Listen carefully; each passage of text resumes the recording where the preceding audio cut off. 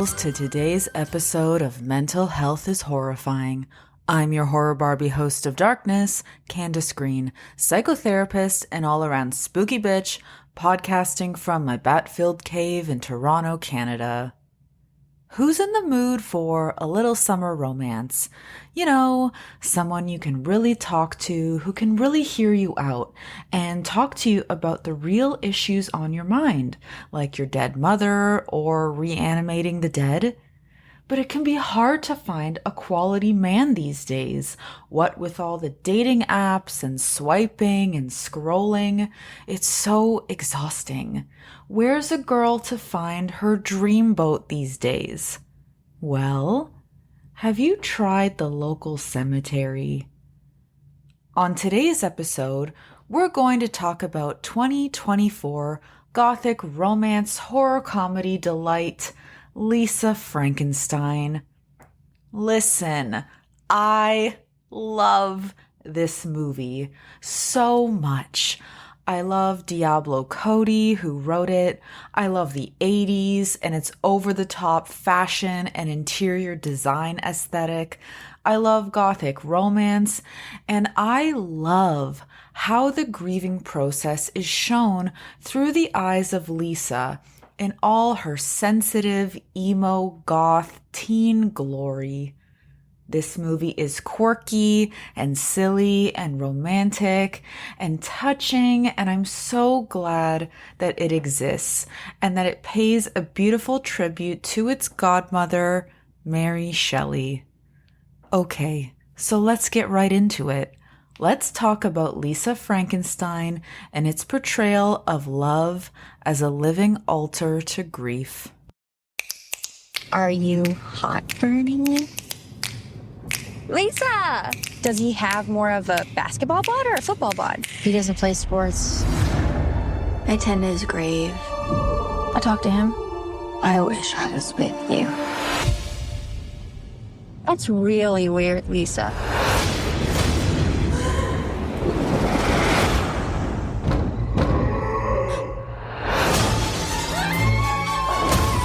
You hear that?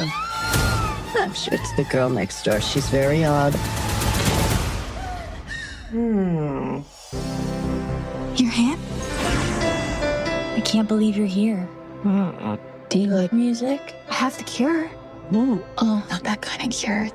They can't make you better. I mean, they can, but, like, emotionally. No, don't cry. Your tears smell so bad. Send it back. You need a friend. No? I love it. It's not really my style. When you're in doubt. Lisa looks good. She could probably even do pageants if she had congeniality. Your daughter is a little psycho. I opened my glorious home to an ungrateful little. I want to help you, but Taffy says it's a waste of time to try and fix a boy. It's better just accept a guy's flaws. Oh, that's so cute. I have an idea. There are bad people out there. Come on, Lisa. It'll feel good. That hand is going to do terrible things. You are being admitted inpatient. Lockdown.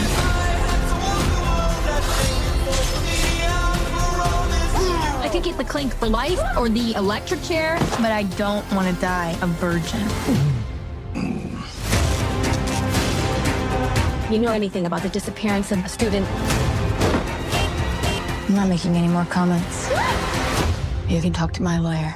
Really hope this goth phase ends soon. You need a friend.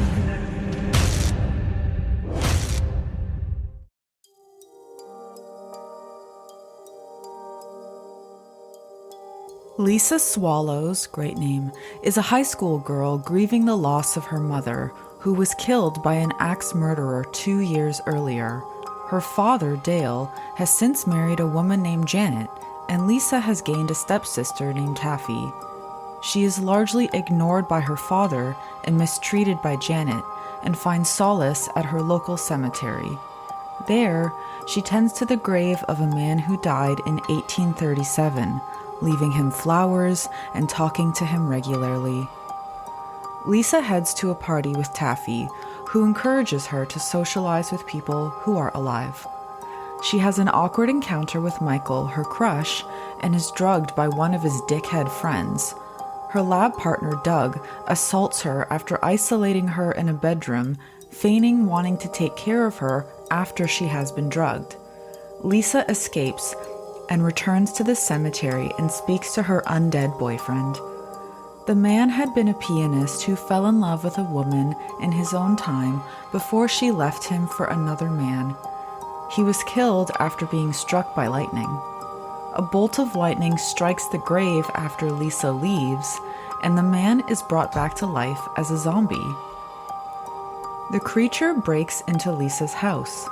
Lisa is at first scared, but then realizes he is the man whose grave she dotes on and decides to hide him in her closet.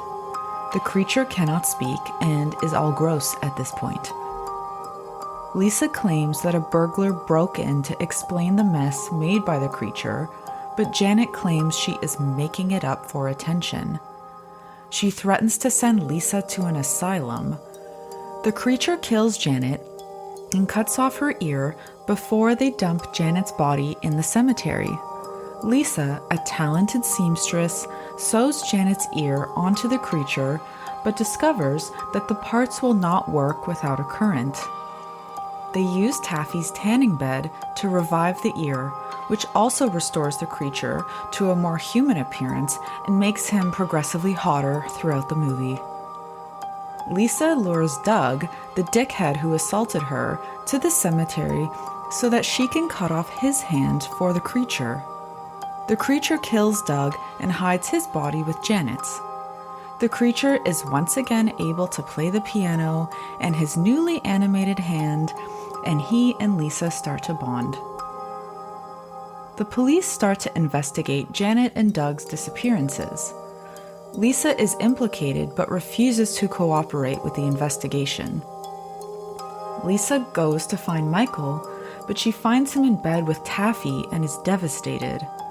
To avenge her honor, the creature enters and chops off Michael's penis, then flees to the cemetery.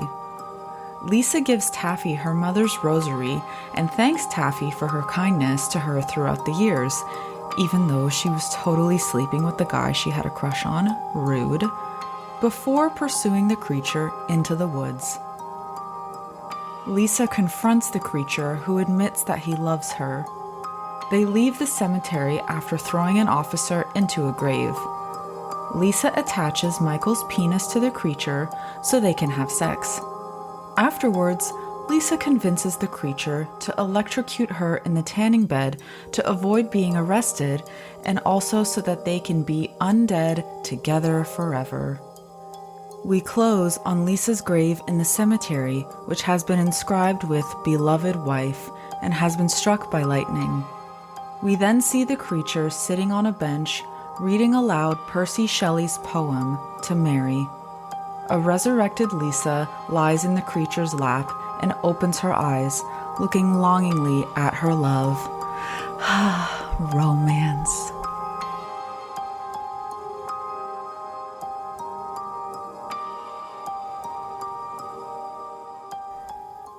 Lisa Frankenstein was directed by first-time director Zelda Williams, who is actually the daughter of the late, great Robin Williams. May he rest. The film was written by the legendary Diablo Cody, who, wrote such greats as Jennifer's Body, Juno, and Young Adult. And what's so great is that Cody has stated that Lisa Frankenstein is actually set in the same fictional universe as Jennifer's Body. Like, can I go live there somehow? Gosh, amazing. The film stars Catherine Newton, Cole Sprouse, Liza Soberano, Henry Eikenberry, Joe Crest, and spooky queen Carla Gugino from Mike Flanagan Netflix verse. The movie is a lot of glorious things, but I think it's especially a sort of love letter to spooky, misfit teenage girls. And that's taking it all the way back to the Gothic century, when the true heroine of this story was a spooky teenage girl herself, Mary Shelley. She is, of course, the author of Frankenstein, one of the earliest examples of science fiction, who I'll talk more about later. Even the choice of the name of the movie, Lisa Frankenstein, evokes the iconic 90s brand Lisa Frank, the popular designer of whimsical designs for kids who love Technicolor, sunshine, and unicorns. The film comes wrapped in a pastiche of references from 80s and 90s movies that Zelda Williams loves, like Heathers, Weird Science, Beetlejuice, and Death Becomes Her. Some of the themes in Lisa Frankenstein resonated with director Zelda Williams' own life as well, as a person who experienced shockwaves of anguish after her father's sudden death in 2014. For Williams, making the movie was its own exercise in grieving, as she and the rest of the movie makers worried very little about whether or not grief was presented in a palatable way. I mean, the movie deals with grief, death, and the afterlife in such an outrageously comical way, to the point where they had to tone down how much the blood spewed from an R to a PG rating. And I mean, they kept in the part where they chop off some guy's penis and sew it onto someone else. So I wonder what it looked like when it was rated R, you know? When interviewed about how grief is portrayed in the film, Williams said, "I just thought about how we live in a culture that wants so badly for us to move on from traumatic events. What if this young woman had an opportunity to literally embrace grief by loving this dead man?"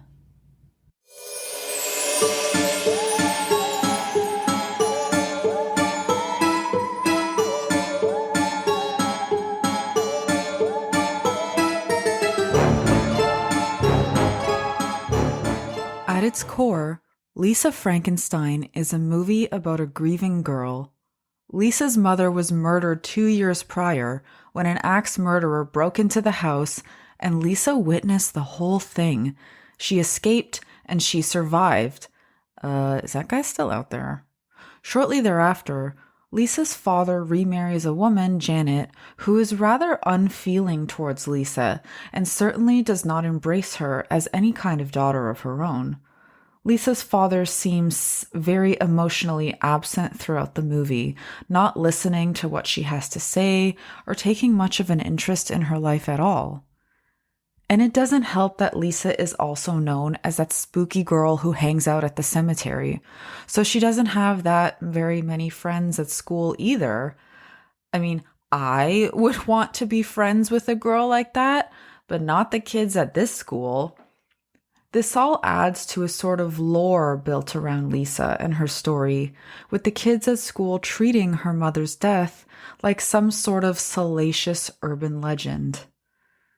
This all makes it so that Lisa has no one to talk about or to make any sense of her mother's death, which are all such critical aspects for processing grief, especially a death as traumatic as this one. So what does Lisa do? Well, she finds comfort in the macabre, which is exactly what we're all doing here right now, aren't we, you spooky ghouls? One thing I really love about this movie is the way that Lisa's life parallels that of Mary Shelley, the brilliant author of Frankenstein. Mary's own mother, the 18th century writer Mary Wollstonecraft, died shortly after giving birth to her in 1797. Her father, the writer William Godwin, was so broken-hearted that he found it hard to be around young Mary. When Mary was 4 years old, her father remarried a woman who was not fond of her and even sent her away at one point. As a child, she spent much of her time at her mother's gravestone, reading her mother's work as a way of knowing her. It has been said that Mary Shelley's only real mother was a tombstone. The Wollstonecraft gravesite was the only place where she felt like herself. Here, she escaped a family that did not understand or embrace her, and she studied her mother's works and engaged in her own process of grieving and self-actualization. It was also the place she brought the handsome poet Percy Shelley when she wanted to tell him that she had fallen in love with him, and also where they are said to have gotten busy for the first time. Because grief is not an emotion, it's an experience. While we may traditionally associate grief with the feeling of deep sadness or sorrow, the experience of grief actually contains, often literally every single known emotion, sometimes several happening at the same time. Grief is paradoxical in that way. In one moment, we may be feeling intense anger at the unfairness of it all, and in another, may find love and connection to not only our dearly departed, but to a person or creature who is able to hold all of it alongside us, making something else out of it entirely. This is showcased so well throughout the movie, I think especially in the fact that Lisa Frankenstein is a horror comedy. Because, sometimes grief is funny and absurd and sweet. Just as Mary Shelley felt, Lisa Frankenstein shows that love and death are connected.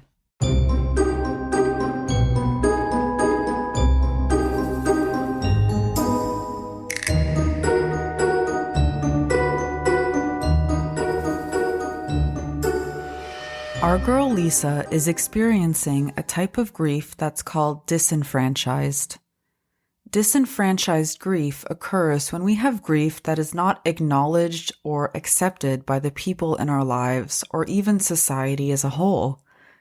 It's grief that has no home, no place to go, nowhere to be processed or integrated, but luckily for Lisa, just as Mary Shelley did, she finds solace in the macabre, in the cemetery.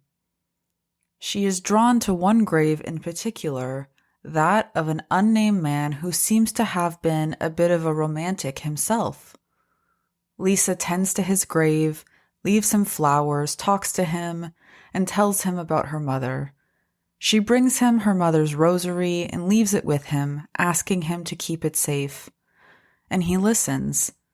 She is drawn to the tragic romance of his life, stating, "I just don't think anyone should be forgotten." I think it's really peaceful and quiet. I do wax rubbings of all the tombstones. I have a favorite.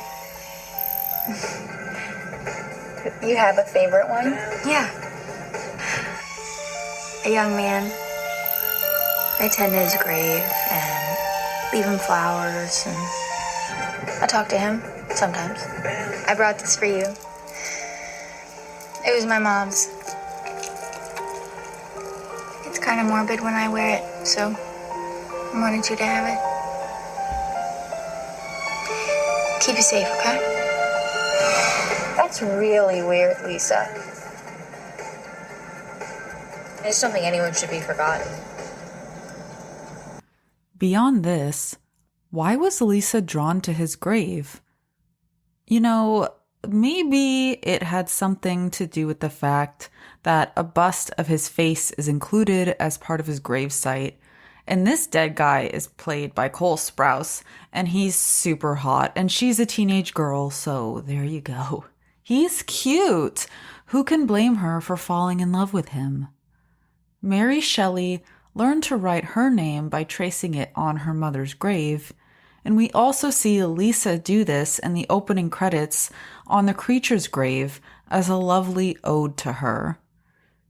She tends to his grave and returns to it for comfort numerous times, including after being drugged and assaulted at a party. In her loneliness and anguish, she says, I wish I was with you, which he takes literally. Like, he crawls out of that grave to go be with her, which is sweet in its own way. He's like, okay, girl, and climbs on out of his grave and shows up at her doorstep all, hey. The cemetery, his gravesite, and then tending to him once he becomes, reanimated, is part of what puts Lisa back together again, too.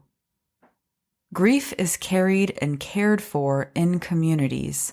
Ceremony, ritual, and remembrance are so important for this reason, as they provide a space to share memories, to see the impact and reach of someone's life, to visually see and accept death in its physical form, to feel like you are not alone even though death has visited, to figure out how you carry on living without. Because what is Frankenstein really about? Not wanting death to be the end, needing it to mean something, and needing to make meaning out of the ultimate unknown. The fact that Frankenstein's monster is assembled from fragments of corpses has a parallel in Mary's assembly of her own self-identity. In some sense, she is like her own creature, without a mother, assembling herself out of dead fragments in the form of the books that stood in as a surrogate mother. Lisa Swallows finds a place for her grief in the connection she has with the creature and puts him together too, sewing him an ear to listen, a hand to play music, and a penis to give it to her.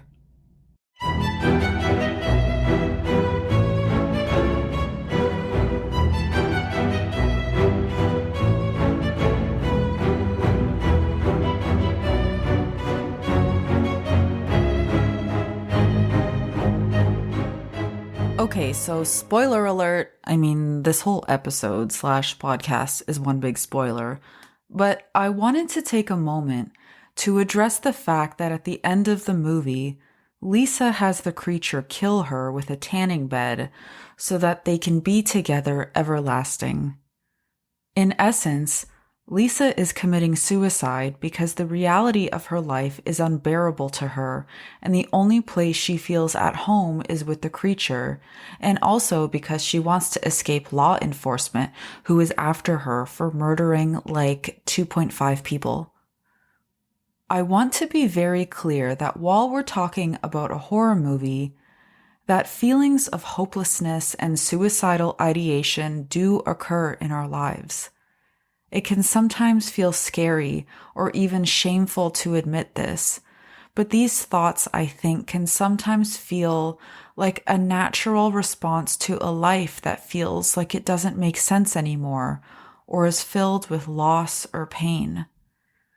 And I also wanted to make it very clear that you, listener, never have to hold these feelings alone or feel like the world would be a better place without you. I encourage you from the bottom of my heart to reach out to someone in your life, a friend, family member, colleague, or mental health worker, and tell them how you are feeling. And please know that you are not alone. I have listed a number of mental health resources in the show notes in case you are looking for one. As far as this movie goes, I'm choosing to view Lisa's act of joining the creature in the realm of the undead as a metaphor for an act of desire for and devotion to her dearly departed, which is a beautiful metaphor, right? And how about we explore the better ways to demonstrate your devotion to your dearly departed, like living your life as a love letter to them, shall we?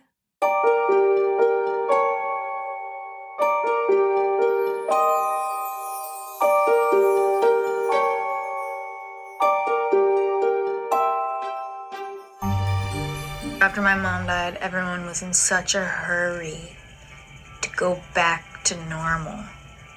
And they kept acting like I had a problem because I couldn't stop missing her. started to feel like I was going crazy. I thought that was gonna last forever, but it didn't, And pretty soon everybody seemed like they were almost excited to move on and forget about her. They kept saying, time heals all wounds. But that's a lie. Time is the wound. I absolutely adore these lines from Lisa. Nothing really heals over time. And if time is the wound, your life becomes a living altar to the ones you have loved and lost. And altars must be tended to. It's quite unfortunate that at least in modern North American culture, we live in a place that is quite sanitized and removed from dying, death, and grief. Largely, we don't want to look at it, be with it, or tend to it. I mean, how many times throughout your life have you been told that you're an unhinged, perverse weirdo for liking horror movies, true crime, or keeping Halloween decorations up in your house year-round? The acknowledgement of death and the macabre makes a lot of people uncomfortable, but for spooky ghouls like us, we turn towards it perhaps as a way of making sense of life's mystery. There are many cultures around the world who do this a lot better than we do in North America too. The Tinguin tribe in the Philippines adorns their departed in their finest clothes and seats them upright in a chair at the entry of the home. Perhaps Lisa was inspired by them when she had a bedroom fashion show with the creature and made sure to pick out the perfect outfit for him, and he looked good. In Bali, cremation ceremonies are an occasion for celebration of the completion of their most sacred duty to liberate the soul. So Lisa does this too, by returning the gift of music back to the creature by borrowing a hand for him. And in Mexico, grief gets its own holiday, El Dia de los Muertos, a beautiful annual grief ritual in which family members and friends who have passed are honored, stories are swapped about them, and the families do everything they can to prevent the second death, that is, when you are forgotten by the living.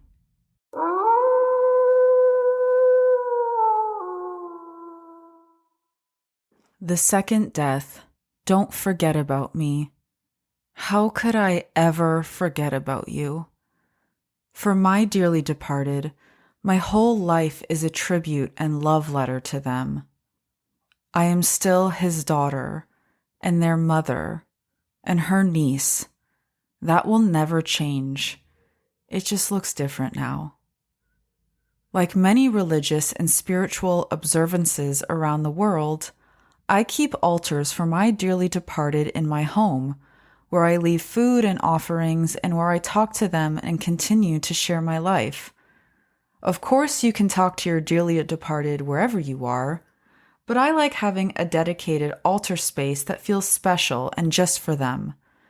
Here, I also adorn their altars with mementos from their life, an object that meant something to them in recognition of the concept of animism, which is the idea that all objects have a soul, and in this case, carry reflections of the soul of the person to which they belonged.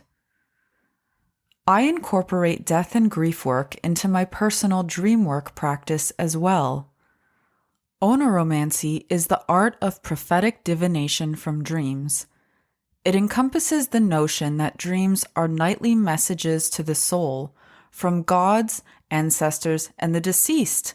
And this was a concept that many ancient civilizations believed, including in ancient Greece, Egypt, and Babylonia, and also by the Romans. And this would occur in a dream temple, which was a place where people would go to heal through dreaming, in places where the veil between the worlds of the living and the dead was often thought to be at its thinnest. Not only that, but here, sometimes people would actually sleep next to the cadavers of the deceased in the hopes that they would be able to receive messages from them. And technically, Lisa does this too, because she sleeps first next to and then with the creature's undead body. And while it's of course beautiful to have loving, peaceful dreams of the dead and receive messages from ancestors and dearly departed, I also want to acknowledge that it's perfectly normal and okay to have nightmares about them too. Dreams generally reflect current problems and emotions that we're trying to work through. So if you're having nightmares about someone who has died, know that this means that you have some big feelings that your psyche is wanting to work through and make sense of. Even though it may be scary or upsetting, it's okay to have bad dreams and to feel upset, cry, or feel angry. It isn't necessarily a reflection that the person you are dreaming about is in pain or suffering, but likely a reflection of your own emotions, because that's what dreams are. Picture metaphors for our most salient emotions. When you have nightmares about your dearly departed, know that it doesn't have to end there. As part of remembering, recording, and working with your dreams, know that you can do something that's called dreaming the dream forward. This is a practice that is particularly helpful when working with nightmares, as a way of re-entering the dream at the most upsetting part and imagining a new story, a new way forward that creates a memory or feeling that makes you feel at ease. This is helpful because it helps to alleviate the emotional charge associated with the dream and the hold that it has on the person, and recognizes that dreams are often our unconscious mind's way of trying to work through a problem using our conscious imaginations, which are linked to the dream world. It helps us to imagine a new way forward, a new way of feeling and resourcing, which can be incredibly therapeutic. In therapy, this is called re-experiencing. While I believe there is no solution to grief, I do believe that we can learn to carry it over time. It is a practice, and like any other practice, we repeat and become proficient at. I think it's a love letter too, a devotion, a dedication each day to the one we have loved and lost, sharing our life as tribute to them and maintaining the connection. We can reflect on the relationship, past, present, and move it into the future. Most of all, know that you're not alone in it. Find people, they're out there, I promise, who will delight in sharing your continued relationship with your dearly departed. Talk about them with people who care to listen. Share their favorite color, movie, holiday, and foods. Keep them always through your life and keep them in your remembrance.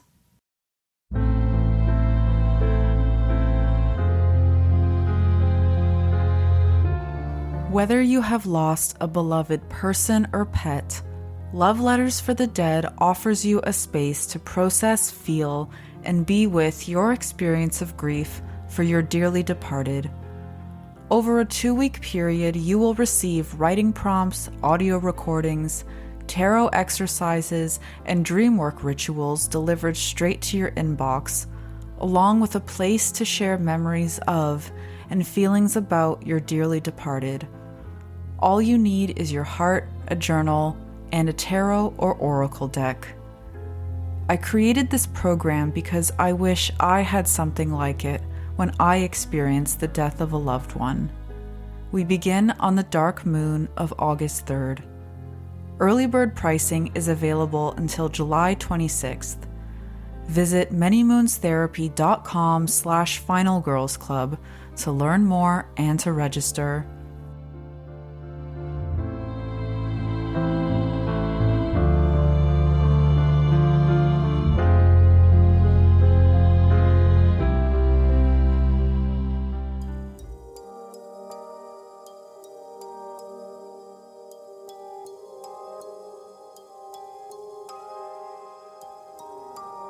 When I married my husband, he said that he thought the whole point of getting married is to be with the person that you want to die with. And I couldn't agree more. And so, for the reading at our wedding, we chose this condensed version of the letter Laurie Anderson wrote for the love of her life, the great artist Lou Reed, upon his passing. It may seem kind of morbid for a wedding, but I was so touched by what felt like her perfect encapsulation of the beauty and pain that coexist when we love and then lose someone. I like to share that condensed farewell letter with you now. Lou and I played music together, became best friends and then soulmates, traveled, listened to and criticized each other's work, studied things together. We made up ridiculous jokes, stopped smoking 20 times, fought, learned to hold our breath underwater, went to Africa, sang opera in elevators, made friends with unlikely people, followed each other on tour when we could, got a sweet piano-playing dog, shared a house that was separate from our own places, protected and loved each other. Like many couples, we each constructed ways to be, strategies and sometimes compromises that would enable us to be part of a pair. Sometimes we lost a bit more than we were able to give, or gave up way too much, or felt abandoned. Sometimes we got really angry, but even when I was mad, I was never bored. We learned to forgive each other, and somehow for 21 years, we tangled our minds and hearts together. I guess there are lots of ways to get married. Some people marry someone they hardly know, which can work out too. When you marry your best friend of many years, there should be another name for it. But the thing that surprised me about getting married was the way it altered time, and as the way it added a tenderness that was somehow completely new. I was holding in my arms the person I loved the most in the world, and talking to him as he died. His heart stopped. He wasn't afraid. I had gotten to walk with him to the end of the world. Life, so beautiful, painful, and dazzling, does not get better than that. And death, I believe that the purpose of death is the release of love. At the moment, I have only the greatest happiness, and I am so proud of the way he lived and died, of his incredible power and grace. I'm sure he will come to me in my dreams and will seem to be alive again. And I am suddenly standing here by myself, stunned and grateful. How strange, exciting, and miraculous that we can change each other so much, love each other so much through our words and music and our real lives.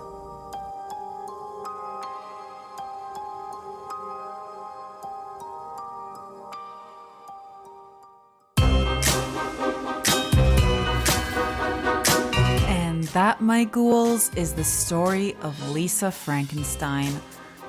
Any movie that combines gothic romance, the magic of the 80s, a hot undead guy, and a death-positive message about having a relationship with your grief, like, sign me all the way up. Thank you so much, Zelda Williams, Diablo Cody, and every other human involved in this movie for bringing it to life. Undead life. Yeah. Mental Health is Horrifying is entirely researched, written, edited, and produced by me, Candace Green, registered and spooky psychotherapist, with artwork by the ghoulishly talented Chloe Hurst. If you like this podcast, please consider rating and reviewing on your preferred listening platform. It really helps the show to reach all the other spooky ghouls out there, and I will be eternally grateful. And an eternity is a very long time for a vampire, okay? Visit my website, manymoonstherapy.com, to register for Love Letters for the Dead, a space to go gently into your grief and pay remembrance to your dearly departed. If you live in Ontario and are interested in psychotherapy with me, I offer talk therapy mixed with the magic of tarot, and I also offer dreamwork sessions. You can follow me on Instagram at manymoonstherapy, and you can also learn more about me and my services through my website, manymoonstherapy.com. Or you can also howl at the moon and I will hear your call. Bright blessings.